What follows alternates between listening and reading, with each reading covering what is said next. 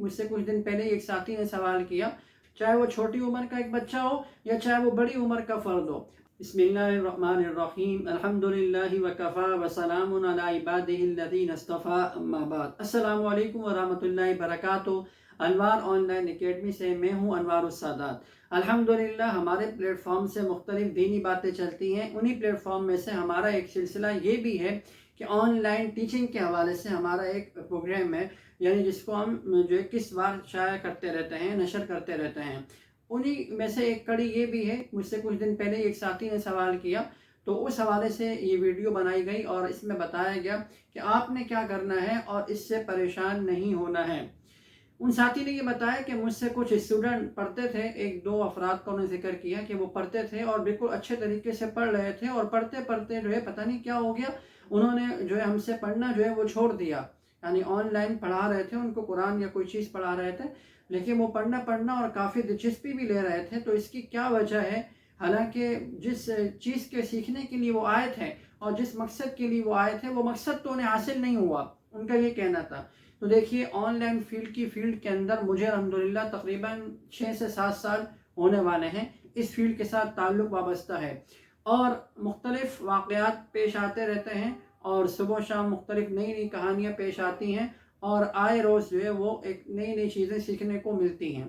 तो याद रखिए, अगर आप ऑनलाइन टीचिंग करते हैं, ऑनलाइन कुरान और हदीस की तालीम दे रहे हैं, तो उस वक़्त आपको जहन में ये बात रखनी चाहिए कि ऑनलाइन के जो स्टूडेंट्स हैं वो मदारिस के स्टूडेंट्स की तरह नहीं हुआ करते। एक बात जहन में रखनी चाहिए, जो लोग मदारिस से पढ़कर आए हैं, जिन्होंने मदरसे में बैठकर तालीम हासिल की है, वो इससे बखूबी वाकिफ़ होंगे कि मदरसे के स्टूडेंट्स और ऑनलाइन स्टूडेंट्स में फ़र्क हुआ करता है, और जो मदरसे में पढ़ के आया है वो इसको बखूबी समझ सकता है। मैं ज़्यादा तफसील और डिटेल में नहीं जाऊँगा, तो लिहाजा ऑनलाइन की फील्ड के अंदर आप किसी भी स्टूडेंट के छोड़ने पर परेशान ना हो।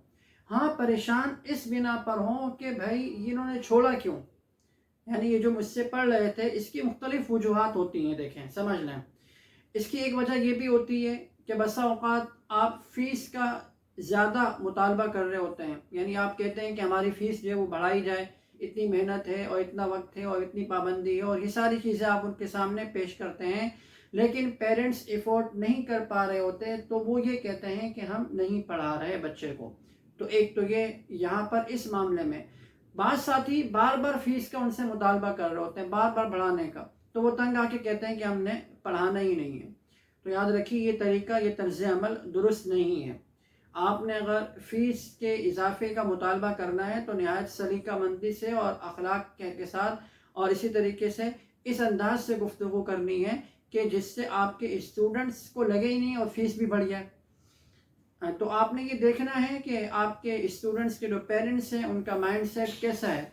अगर उनके माइंडसेट आपके उनके साथ दिलचस्पी, आपकी उनके साथ बेतकल्लुफ़ी है, आपके उनके साथ फ्रेंडशिप है, ये सारी चीज़ें हैं, फिर तो फ़ीस के बढ़ाने में उनके साथ बात करनी चाहिए।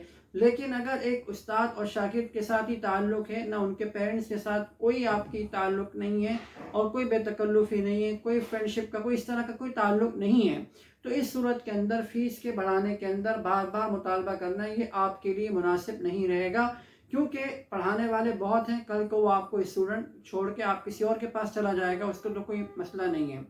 इसी तरीके से तो ये बात ज़हन में रखनी है आपने। इसी तरीके से बसा औक़ात स्टूडेंट के छोड़ने की वजह ये भी होती है कि हम ये समझ रहे होते हैं कि हम बहुत ही आला किस्म का पढ़ा रहे हैं और हम बहुत ही अच्छा किस्म का पढ़ा रहे हैं। वो स्टूडेंट होता है, वो ऑनलाइन पढ़ रहा होता है, हमारे सामने भी नहीं होता। बसा औक़ात वो कह रहा होता है कि जी जी सर, आप बिल्कुल ठीक ठीक पढ़ा रहे हैं, सारी चीज़ें आपकी जो है वो क्लियर है, वो आप क्या कहें, उस्ताद सामने है।